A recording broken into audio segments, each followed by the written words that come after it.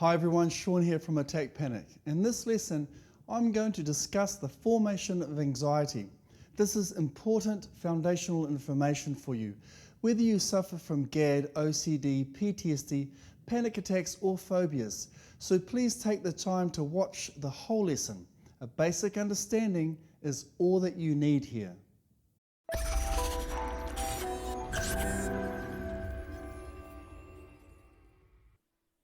Whenever I talk about the formation of anxiety, I am specifically referring to the formation of an anxiety condition, which by now you know includes GAD, OCD, PTSD, panic attacks, and anxiety-related phobias. Through behavioural modification, the amygdala can be modified to react differently. During high anxiety, the amygdala can be modified to react with higher levels of anxiety, and this can then become fixed, causing an anxiety disorder such as panic disorder, OCD, or phobias.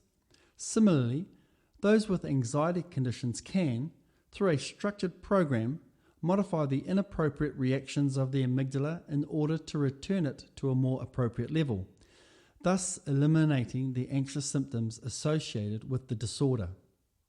That quote pretty much sums it all up. Let's take a closer look at how anxiety conditions are formed. Now, we all experience anxiety to a certain degree throughout our day, for good and not so good reasons. As you have learnt so far, this is perfectly normal and vital to healthy function. Anxiety is part of our problem-solving process, a call to action. The emergency fight or flight response helps us to respond to real danger. Remember, fluctuations across the scale is perfectly normal and healthy. Pressures in our modern life, such as relationship problems, financial and employment worries, domestic issues and other challenges, including the inevitable bereavement of a loved one, including pets, traumatic events, or some other personal loss, can artificially raise our anxiety levels, producing emotions and feelings like frustration, disappointment, worry, and insecurities. They can take us out of the present moment and back into the past with regret, resentment, and anger, or into the future with fear, worry, and insecurity. Our behaviour in these states tend to correspond with these emotions. For example, if you are feeling depressed, maybe you can't be bothered getting up and making an effort to, say, go out and socialise. If you are feeling frustrated or fed up, maybe your performance at work suffers. If you are feeling irritated or argumentative, maybe you become agitated quickly and decide to pick a fight with your spouse, or unwilling to listen or reason, for example. Now, in an anxious state, your body produces sensations that are uncomfortable yet harmless. And this is a perfectly natural and healthy response to anxiety, which after all is a call to action.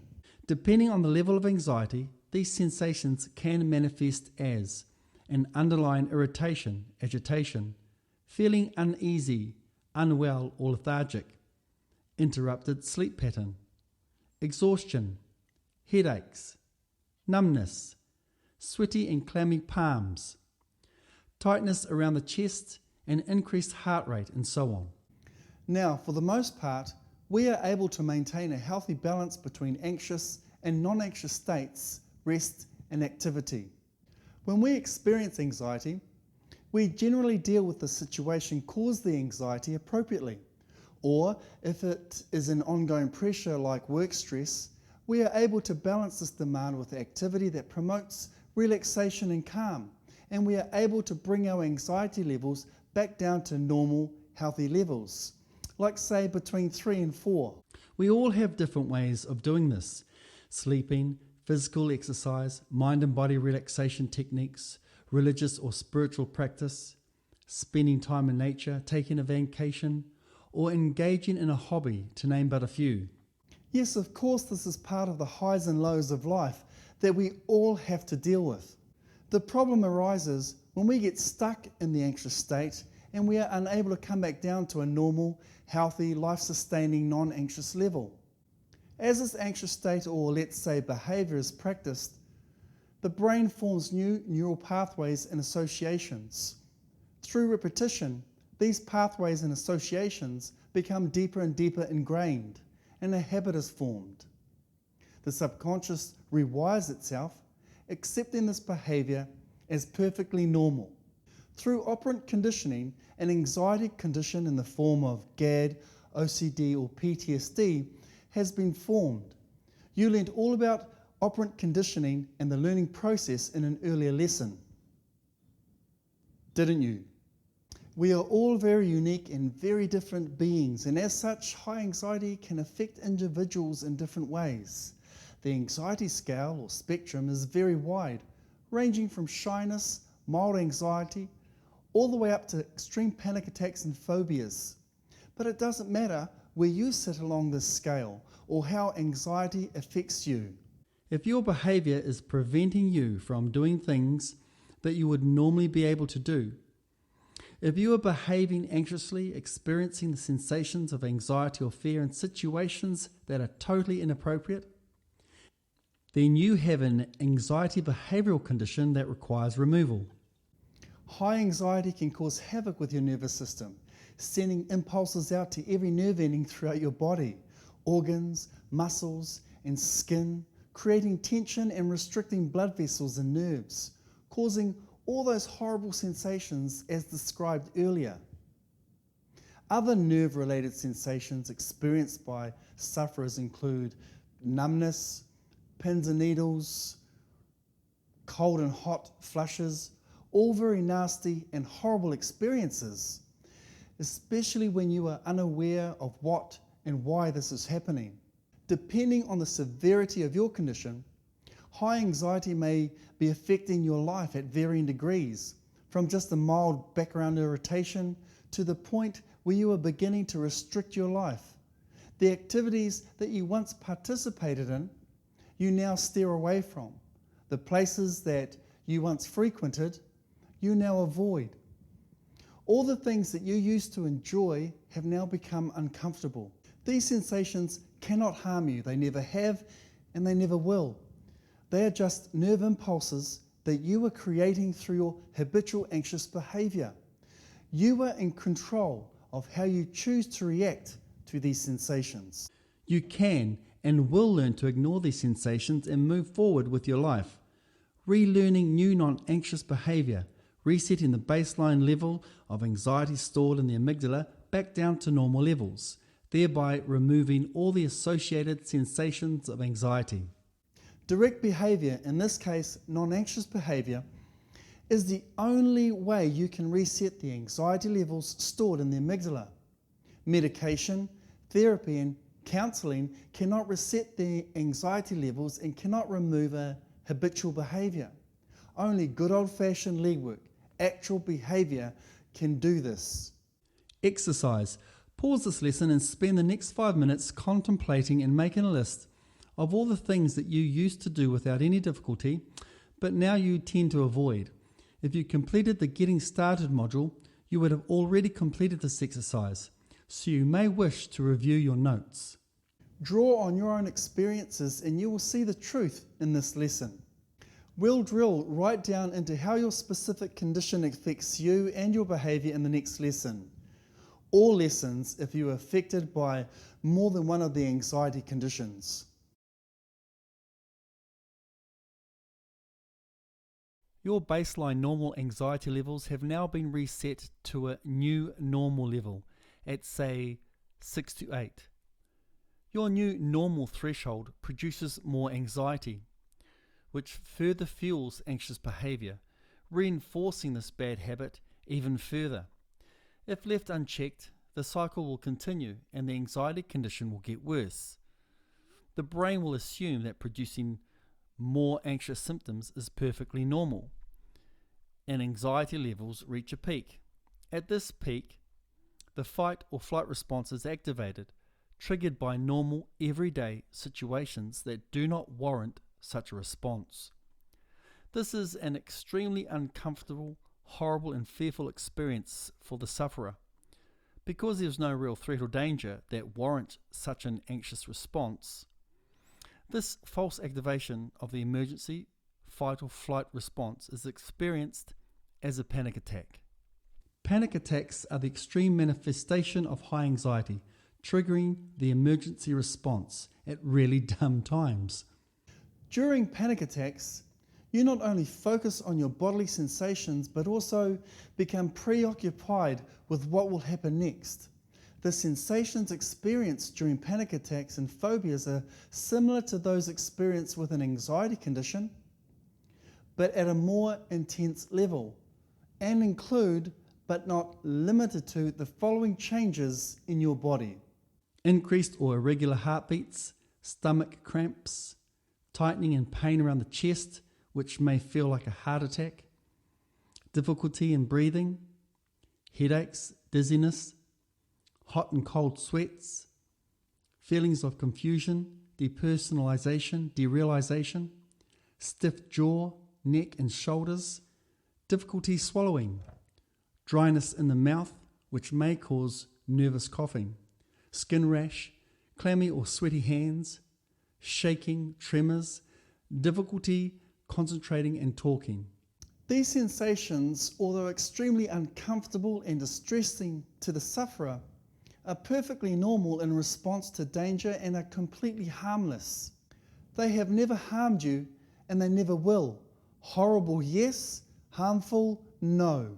The urge to escape from whatever triggered your panic response is so overwhelming that you may believe not acting on this urge will result in some catastrophic event, even though through all your experiences such an event has never eventuated and never will.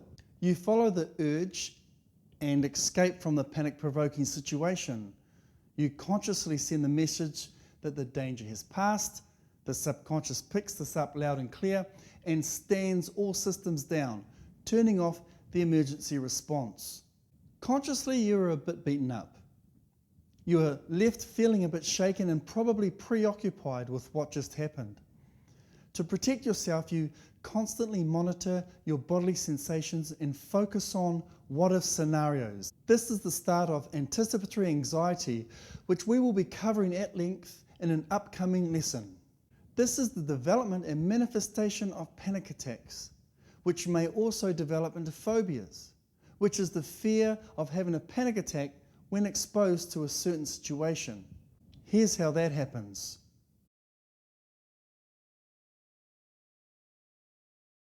During a highly emotional state, in this case an anxious state, whatever you are experiencing in that moment, the smells, sights, sounds, actions, activities, environments, become associated with that emotional state. This becomes etched into your memory. The next time you are exposed to the panic-provoking situation, the emotional state previously experienced in that situation is triggered. In this case, a panic attack. Naturally, you focus on the horrible experience and begin to fear that happening again.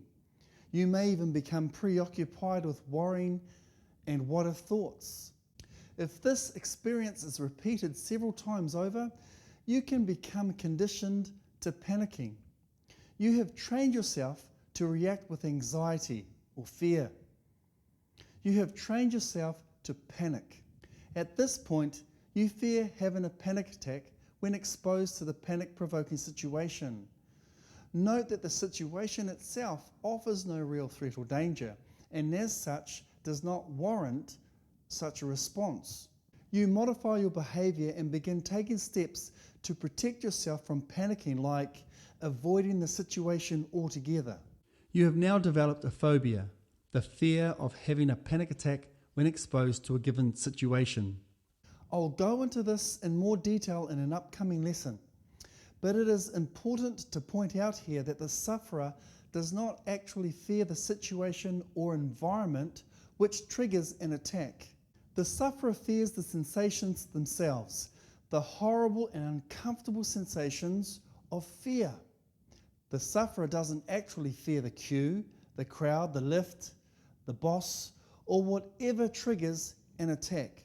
These situations have never harmed you before and they never will. Logically, you are fully aware of this. If you are a sufferer of panic attacks and phobias, You know this and you tell yourself this every time, but to no avail. Maybe up until now, you were not aware that this is just a bad habit, and up until now, you felt that these sensations were uncontrollable. The fear of experiencing these horrible, scary, uncomfortable sensations of fear is what you actually fear.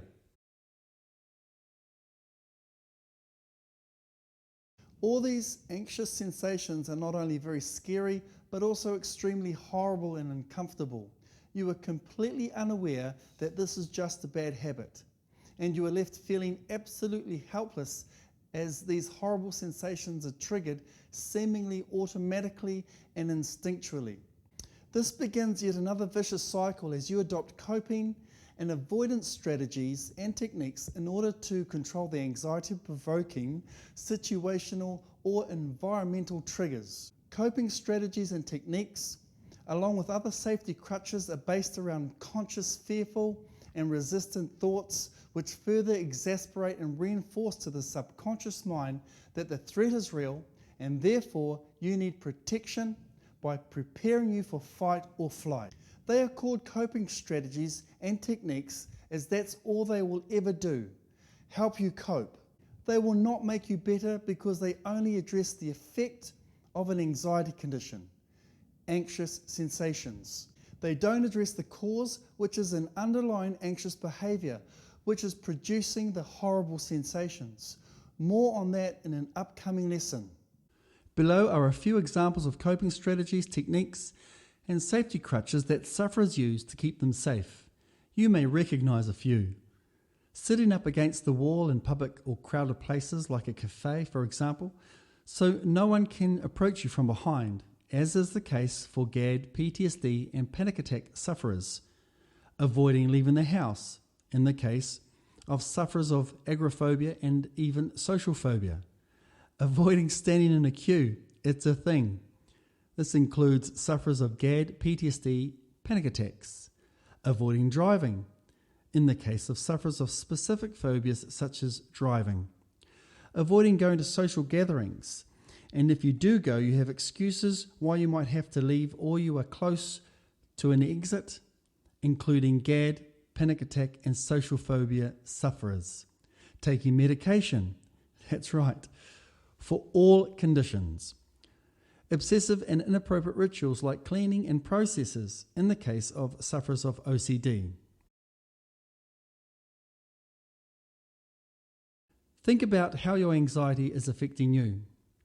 How is it restricting, destroying your life? For example, your job, business, relationships, and outlook. Think about the things that you used to do but are now difficult. You completed this exercise earlier in this lesson, and you should have also completed this in the Getting Started module. List all the things you are currently using as coping strategies and safety crutches to protect you. List them all.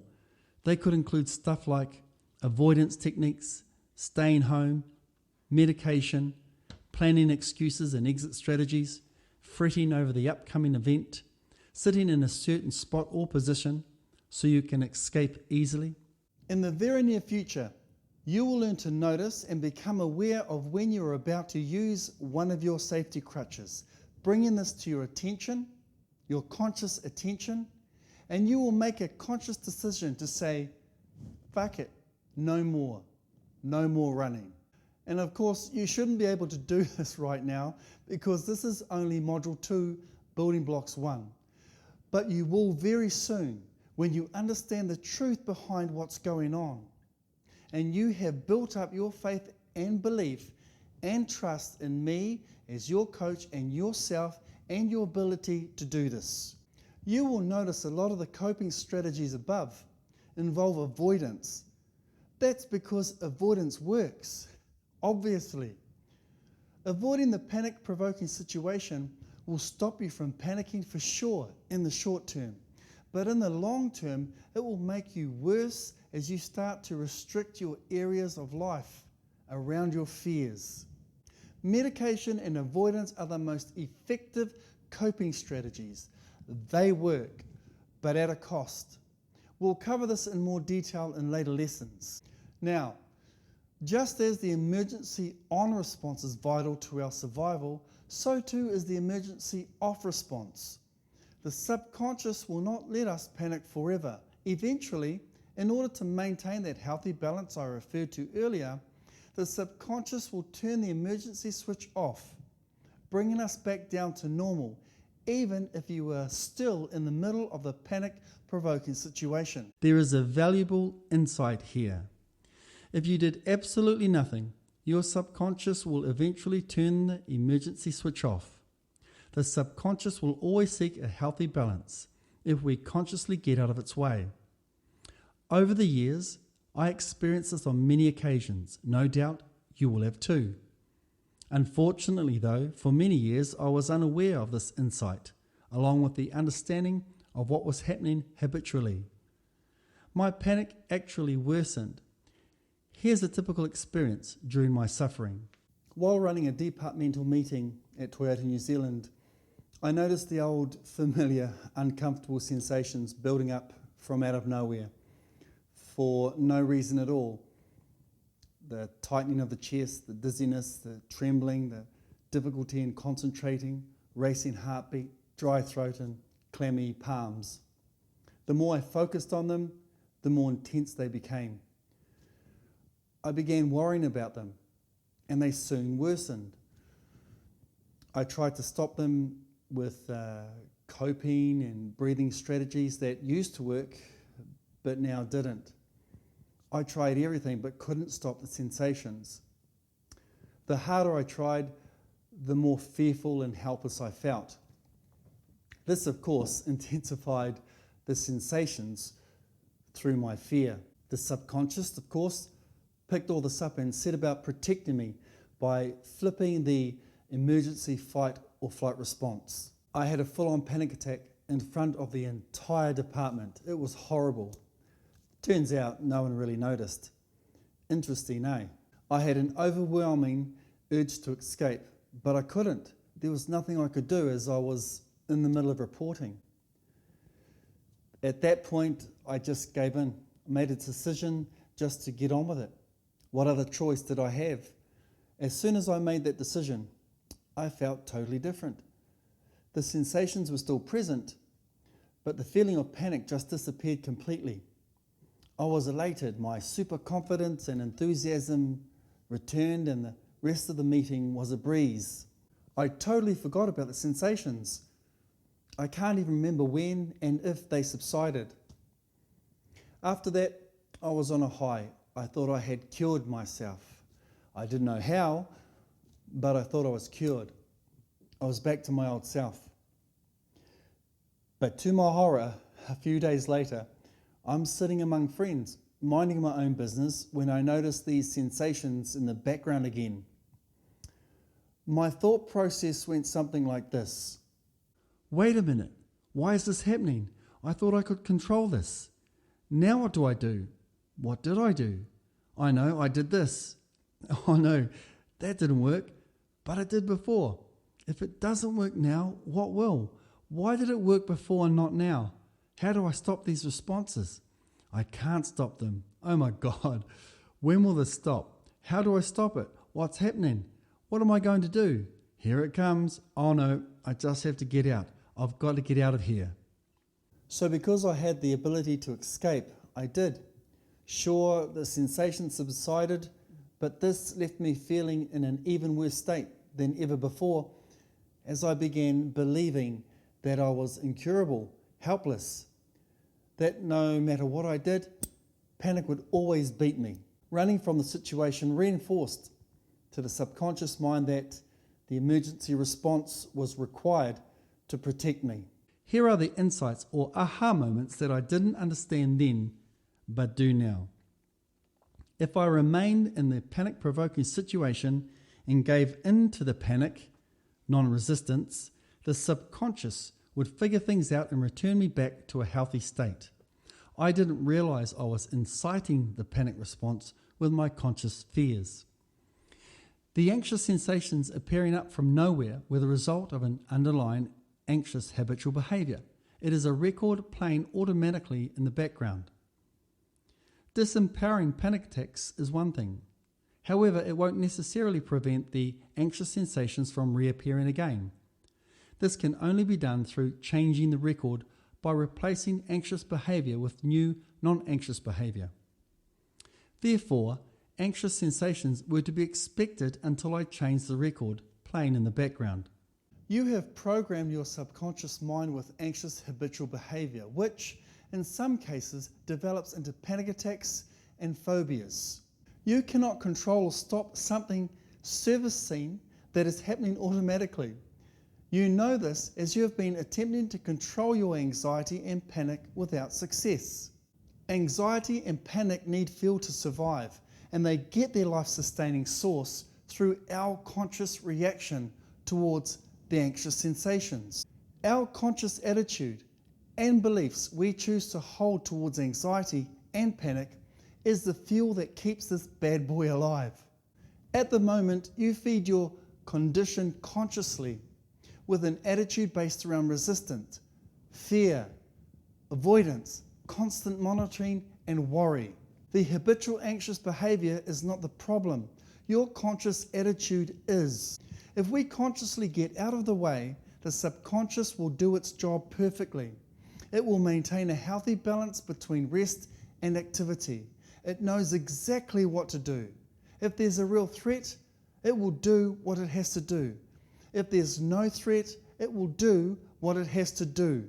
Here's a quote from one of my favourite trainers and teachers, Dr. Reed Wilson. The unconscious mind is 99% brilliant in its ability to constantly direct the body towards health. For winning over panic attacks, the unconscious needs no fixing and needs no supervision by your mind. It's perfectly fine. It simply needs to be permitted to do its work without intrusion. It's the conscious mind's intrusion that's the problem. That little voice that says, what if these sensations get worse? Something bad will happen. Watch out. What if, knowing, understanding and accepting 100% what I am telling you, and with complete faith and courage, you consciously chose an attitude which is non-resistance and fearless, the complete opposite to what you are currently doing, which is currently fueling and reinforcing your condition? What if you allowed the subconscious mind to manage your body's sensations? What if you could once again trust that the subconscious mind, which is perfectly healthy and requires no repairs, will maintain a healthy balance without any interference from your conscious mind? The answer is you would stop feeding the panic cycle and your panic would die. More on that soon. Now this will seem counterintuitive and scary and may even produce more anxiety at first. In fact, I guarantee it will. But think about this very carefully. Everything you are currently consciously doing to protect yourself is just fueling your panic. Your choice of attitude is based around the need to keep you on guard, to protect yourself. You worry about and anticipate panic, you practice avoidance, and you run from panic. This very attitude is the fuel panic needs to survive. Why? Because you are sending powerful emotional messages to your subconscious that you are in fact in danger and in need of the emergency response to stay safe. The subconscious mind will just do what it is told. It cannot reason. It will do whatever you consciously tell it to do, whether it is right or wrong, true or false, good or bad. It cannot make any distinction. You as a sufferer knows this truth only too well. You have trained yourself to panic in situations that do not warrant such an extreme response. Your own experience will validate this point. A student of mine, who we will name D, suffers from PTSD and panic attacks.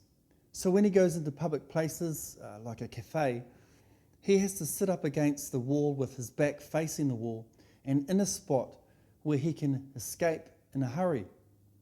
He is an ex-police officer and does this so he can observe where the loud noise, commotion and any threat is coming from, so that he can take immediate action to protect himself and those around him. Sitting in this position is a safety crutch and coping strategy that allows him to keep his anxiety and panic in check, but very restrictive as it limits where he can and will go. This behaviour is completely inappropriate, as there is absolutely no threat, and the likelihood of such a threat is so remote that it doesn't warrant any attention. Now, he knows this already, but not taking these measures would trigger inappropriate anxiety and eventually panic. If he was to sit in the middle of the room, for example, the stimuli from being in that situation would trigger an anxious response, and he would become agitated and on high alert. And all his senses, like hearing, vision, and even smell, would become heightened, and he would become very sensitive to sounds and movement. Now, depending on how he consciously deals with these initial sensations, it is very likely that his anxiety levels will continue to spiral out of control until the fight or flight response, or in his case, the panic button, is activated and an overwhelming urge to escape is acted upon. This emergency response is experienced as panic. This anxious response, of course, is completely irrational, but it is an automatic response to the stimuli. The subconscious mind has been conditioned through experience and repetitive behaviour to react this way, to protect him, to flick the panic button. D cannot stop this automatic response to the situation at this point, as it is a learnt behaviour, a bad habit. He cannot control the initial anxious response, but what he can do is choose how he consciously reacts to those initial sensations. More on that later. D developed his PTSD and panic attacks through his constant exposure to traumatic experiences over 17 years as a frontline police officer. Some of you may be thinking that it sounds like he may even suffer from a phobia, like social phobia perhaps, a fear of panicking while in a public place. And you could be right. Remember, all anxiety conditions are closely related and can overlap. D was diagnosed with PTSD due to the high anxiety caused by the ongoing traumatic and stressful work experiences, which resulted in always being on high alert, on guard, looking out for threats when in public spaces, a completely irrational response to everyday stimuli. Now, while in a public place like a cafe, if D didn't employ his safety crutch as outlined earlier, it is more than likely that he would panic. So, if he couldn't use his safety crutch, then he avoids the situation altogether, and this can become very destructive and restrictive to his life. So yes, if left unchecked, D would most definitely develop a social phobia of some sort, if he hadn't already. Now, this is a real life situation. This happened. We'll check in with D later and look at more of his stories as we progress through the program. So you can see how high anxiety can develop into a specific behavioural condition such as GAD, OCD and PTSD, depending on the individual and depending on the nature of the catalyst or circumstances for the high anxiety in the first place. And you can also see how these underlying conditions can all develop into panic attacks and even phobias. Like I said at the start of this lesson, they are all very closely related. If you think you're going crazy, you probably aren't. If you are not crazy, if you do not have a mental illness or disability, and if you are behaving, reacting to normal everyday situations in an appropriate, anxious manner, if you find yourself avoiding situations that you used to like, if there are things that you used to do but now you find difficult, uncomfortable, then you have a behavioural condition, a learnt behaviour, an anxiety condition. Nothing more. Nothing more. It cannot be anything else. If it is anything else, then whatever it is you suffer from isn't an anxiety condition. If that's the case, then you were in the wrong place.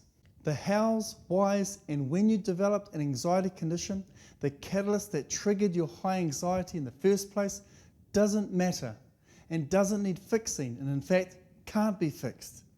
What needs to be fixed is your underlying high anxiety, which is a learned pattern of behaviour that you created. You taught yourself to be an anxious person, through operant conditioning, and only you can unteach yourself to be an anxious person through operant conditioning. Fact. Think this through very carefully. Take what you have learnt so far, use your own experiences, and you will see that what I am saying is the truth. The next lesson drills down to specific details regarding the various anxiety conditions. It is possible that you may suffer from more than one of these conditions. For example, it is possible to suffer from GAD and PTSD, GAD and social phobia, PTSD and panic attacks. For this very reason, I have given you access to all lessons which relate to all of the varying anxiety conditions, so you can work through whichever applies to you.